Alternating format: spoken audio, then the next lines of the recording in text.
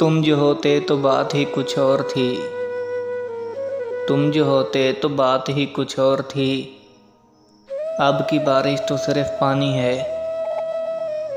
जो चीज़ वाकई में मुझे थका रही है वो मेरे गले में अल्फाजों के ढेर हैं, जिन्हें निगलने से दर्द और उगलने से तकलीफ़ होती है।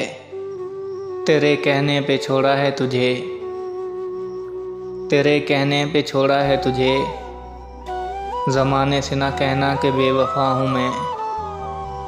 कोई भी इतना मसरूफ़ नहीं होता, कोई भी इतना मसरूफ़ नहीं होता, बात सारी अहमियत की होती है। ये भी अच्छा है कि सिर्फ सुनता है, ये भी अच्छा है कि सिर्फ सुनता है। दिल अगर बोलता भी तो क़यामत हो जाती। बोझ बनूंगा एक दिन मैं अपने दोस्तों पे,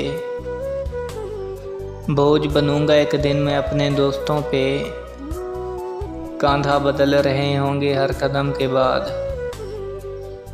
पत्तों की तरह बिखेरा है ज़माने ने हमें, पत्तों की तरह बिखेरा है ज़माने ने हमें। फिर एक शख्स ने समेटा और आग लगा दी। कभी किसी चीज़ को ना तरसने वाले,